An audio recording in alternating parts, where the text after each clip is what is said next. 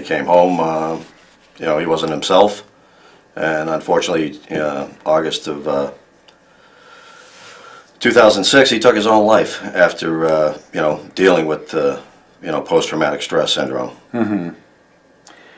And he just said he was in the Army, right? When he went in, how did he feel about going into the service? Was it something he was looking forward to? Yeah, no, he was very excited about joining the Army. I mean, he was, a young guy going into the Army, looking for direction in life, and he thought that was a good opportunity to go in and serve his country. And no, he was very excited about going in the Army. Did he serve in combat? Yeah, he served, he did 1 year of combat over in Iraq.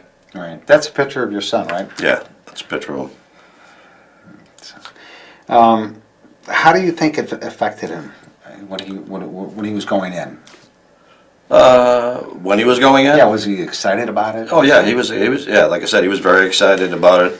Obviously, going into the military, is a big deal. And then, the family was all behind him, supportive of it. And we were excited for him, to go in and serve his country. Right. Especially during, wartime when we were... Where did he serve, Bill? He served in Iraq, but he was in for his total of 4 years. So he went to a few different bases within the country, had specialized training, and then finally was deployed over in Iraq for 1 year, served 1 year in Iraq, and then, When he came home, what would you say it was like? When he came home, we pretty much actually didn't even hear from him because it was strange. He was writing letters home, and all through the military, through his training, through everything. But after his deployment, and then when he came home, we didn't even know that he was back home. It was several months before we had heard that he was back home. So I think he had some trouble there, obviously, of trying to come back in and with society or deal with family. Did he tell you he felt a struggle with returning home after serving? Was that part of it? I mean, did transition to civilian Yeah, life? he didn't seem to when I talked to him, after we got together finally, and when I talked to him about his service and everything, it didn't seem like there was much of a struggle, but I felt that there was something internally that he was keeping within himself that he didn't share with us. That had to be a struggle for your family to cope with that as well, though, right? I mean... Yeah, trying to understand, where his head was at, and, why he pretty much isolated himself, without having a lot of family time, after he came out of the military, He pretty much stuck to his, core family, but getting out, as he used to with, family, cousins, aunts, uncles, on, our side of the family, it just wasn't happening anymore, so. Was he receiving any kind of help through any group, association, VA, or anything?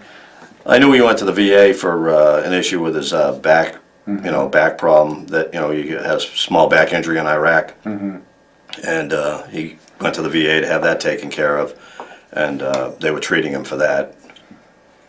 But nothing that I'm aware of as far as any kind of mental treatment or anything, to help him out or, deal with coming back into society. All right, so was it difficult for you to feel that bond with him when he came home? I mean...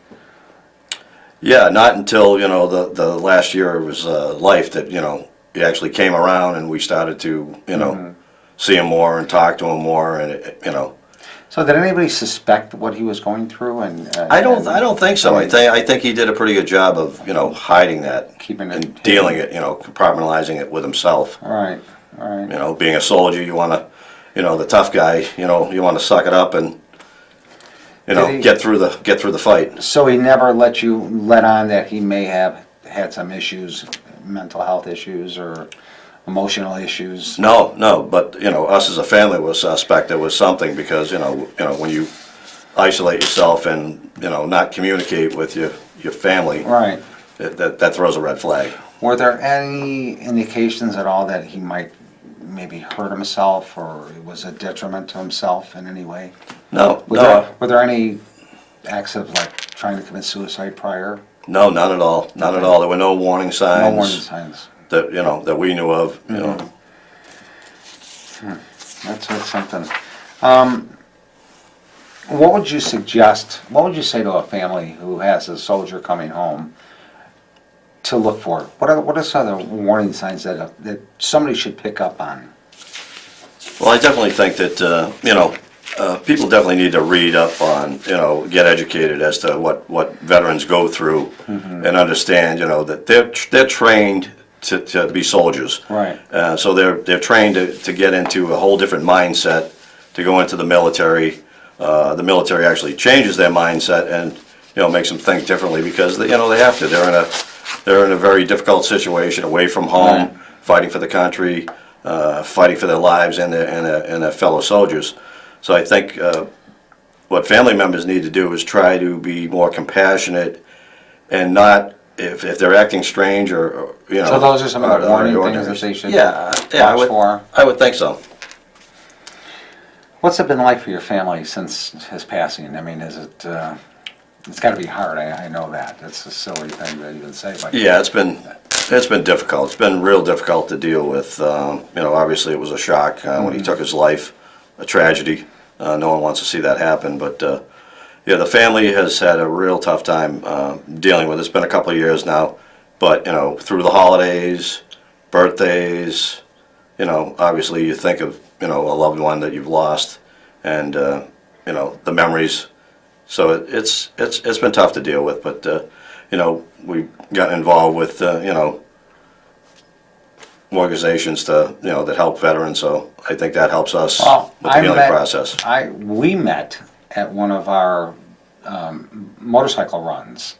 I remember you standing off into the corner as I was giving a thank you speech to the people who were attending our run that day.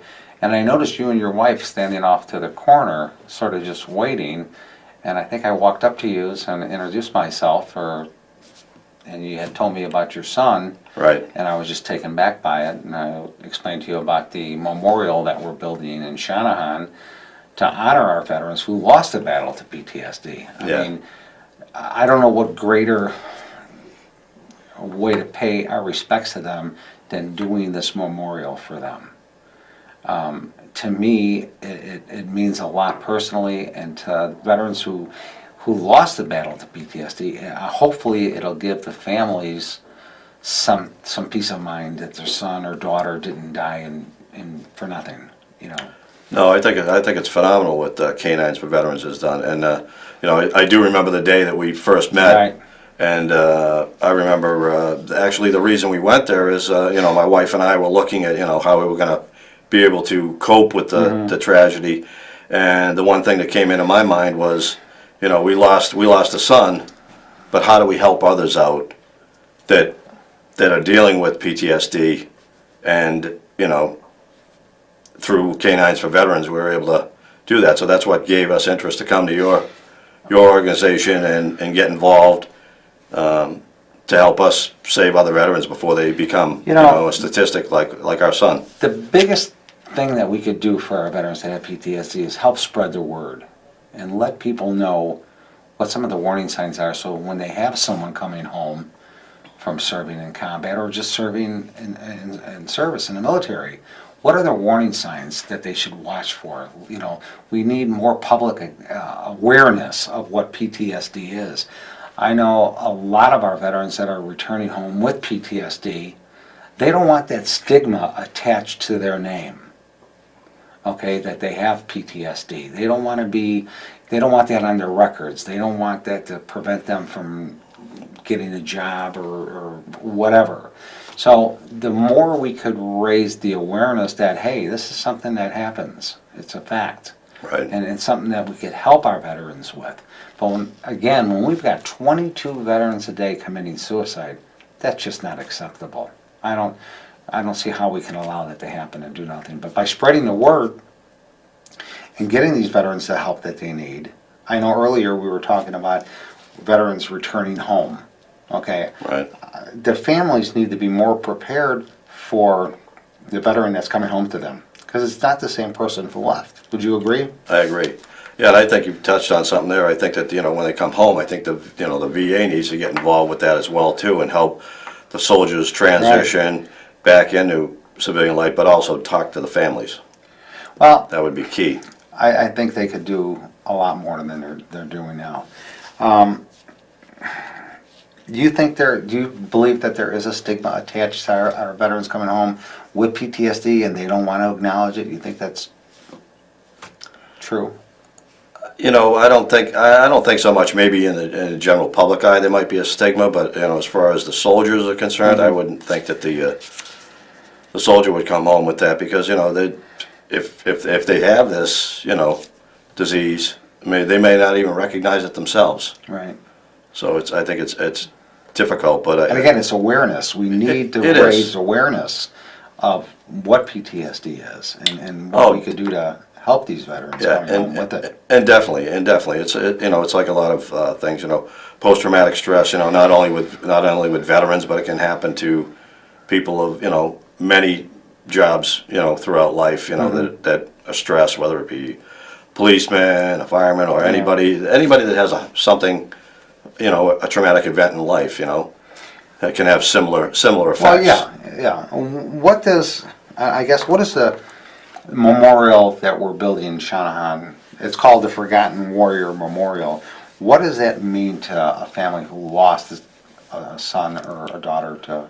Oh, I think it's a terrific memorial to help families like our family to, you know, remember our son, you know, and a place to go to remember that these you know, these military veterans that you know, Gave it lived, all, yeah. gave it all and lived through the fight, but came home and had to deal with their own internal battle, you know, and their own demons. It gives the families a place to go to, you know, look at it, reflect, and remember them, and basically honor them for their service. Well, if our viewers would like more information, they could go to our website, which is the letter K, the number 9, sd.org. It's our website. You can click on the link for the Forgotten Warrior Memorial, which is being built in Shanahan State Park. It's an awesome, I believe it's the biggest permanent memorial of its kind for veterans who lost the battle. I know there's some portable memorials that travel around, but this is the biggest permanent memorial that we have. Yeah, it'll be the first freestanding memorial to honor veterans, correct? Right, and you know, and again, please go to our website, check it out, and you know, what we do at K9 for Veterans is our main purpose is, of course, service dogs for veterans with PTSD. We know that's not a cure for PTSD, but it helps the veterans to transition to everyday life, okay? What would you, as a parent who lost a son to PTSD, what would you say to the families out there that have a returning veteran coming home? You know, what would you say to them? What would you tell them to do or not do? Or I would say to listen to them. You know, you want to listen to them. They may not want to, you know, tell you a lot of things about, you know, what happened, because they tend to like compartmentalize that, you know, what they've seen in conflict. But I would tend to just be the normal support system that you were before they left. And then if you see some signs, you know, of some things that don't appear to be right, encourage them to seek help, Right. go to the VA or talk to veterans groups like K9s for Veterans, and get involved in you know, helping them transition back into civilian life. Bill, if you wouldn't mind, would you tell us about the day your son died? Is that okay? Yeah, no, not a problem at all. It was actually, you know, obviously a very tragic day. And I remember my wife getting the call from her daughter at about 10 o'clock at night. It was August 1st, 2 years ago, 2016. And all I remember is hearing her just start to scream and bawl her eyes out and cry. And when she got off the phone with her daughter, she told me that he had killed himself. Very tragic. And her daughter had got the call from his wife. Yeah, it was just completely unexpected. I mean, it just came at us like something, you know, that's that phone call you never want to get. I was going to say, as a parent, that's probably the worst call. No parent should ever get a call like that. No. Nobody. No. Nobody should get a call. I think it would have been easier to handle if we had found out that he had been, you know, killed in action serving his country. Right. But to come home Take his life. and take his own life after giving his life for our country. Right. That was a pretty tough pill to swallow. I couldn't even imagine that as a parent, like I said, to get that call and stuff. Yeah. You know, how do you deal with that? How do you cope with that? I mean, it's something you live with every day, I would assume. I mean, it's... Yeah, no, our family's had a tough time, and we got a pretty good support system with the family, and then, as I said, getting involved with Canines for Veterans and participating in your events, and getting the family involved too, and making them aware, like you said, awareness of PTSD. They've all gotten into reading about it and getting involved and getting educated. Again, it's knowledge. It's Yeah. knowing about it. Yeah. It's understanding it. It's Yeah. spreading the word about it. I think a lot of people have a misconception of what PTSD really is. You know, and I think it scares a lot of people. Right. You know, and I think the more we can get the word out there, the more understanding that we will have. People will understand what it really truly is. Right. You know, we work with Rush Hospital with veterans that have PTSD. It's probably the best and support group you could have out there for our veterans with PTSD. They're just an amazing group of doctors and psychologists and psychiatrists out there, and that's what we need more of. We need more organizations like Rush to open these doors to veterans so they can get the help that they need, because in all honesty, I think the VA is just totally overwhelmed with what they have. With as many veterans as we have returning home with PTSD, you know, you can't blame it on the VA entirely, because they're just overwhelmed with the resources that they do have. But when you've got organizations like Rush Hospital who really do above and beyond for our veterans, they initiate, I believe they're the first group of doctors that got together and said that service dogs do help veterans with PTSD. There is clinical value. They stepped so far out of the box to acknowledge that it's, you know, we partnered with them to provide service dogs for their veterans, and it's been an amazing run with them. I mean, it really truly helps. You know, we just need, like I said, more support groups that are out there for our veterans. Right. You know, and for the family who lost a veteran, to PTSD. I don't think there's enough we could do for our veterans. You know, I mean, so again, as a father who lost somebody, lost a son because of their PTSD, I couldn't even imagine the hurt that you feel. Again, it's the point that we really need to get the word out, and that's what we're trying to do. So if you know anybody that's got PTSD, get them the help they need, right? Right. Oh, most definitely. They need to contact, reach out to veterans groups, or, our group, Canines for Veterans, or, We can point them in the right direction, Right. get some professional help. Right. We could provide them, with support for a service dog if that's what what they need. I really would like to see the military do something, though, to help guys transition, the military people transition when they come back home. Well, we were just talking earlier that, they condition you when you go into the service for being a soldier. Right. But after serving 4 years like your son did, now he's going to come back to civilian life, and there's no transition for that. There's no training for that. There's no, their spouses or family really don't even know who's coming home anymore. It's a different person. Yeah, exactly. They put the brakes on and throw them back into society. And I just don't think the VA are doing enough to help our guys with that transition. No, if they spend the time training them, and they spend months training them to condition them, they should do the same when they come out. Right. Well, again, it's all about what we could do to help our veterans and spreading the word with PTSD. Yeah. As a father, again, who lost a son, I'm sure it's hard for you to even deal with it on a daily basis, just thinking about it and stuff like that. What would you say to our viewers that are going through this, who have maybe lost a son? How do they cope with it? What's the best way to cope with it? I would say, definitely through knowledge, but, cope with it. We've coped with it through, getting together as a family and, educating ourselves to PTSD, you know, finding out the whats and whys of, you know, why, you know, he acted the way he did at the end of his life. But, you know, you need to be a support group within yourself, You know, as a family. we associate veterans that come home with PTSD that served in combat, okay? But you don't have to have served in combat to come home with PTSD. No, not at all. PTSD comes in many forms, Sure. you know, so Yeah, it could be just witnessing a traumatic event. without a doubt. And it doesn't even come on at that time you witnessed it. It could be months, years later Right. that it really starts to take hold of what you witness, and you know, you begin with the PTSD.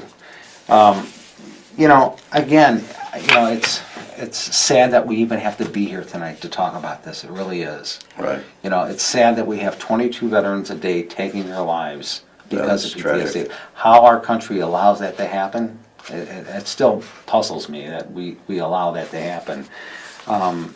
You know, I can only hope that someday those numbers come down, you know, to yeah, zero. I think we'd all love to see To that. zero, you know.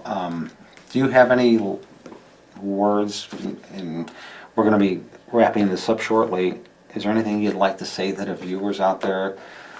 I'd like to say, if you have any family members, whether they're current or past military veterans, I mean, you're gonna go all the way back to even World War II. I mean, you need to just support them.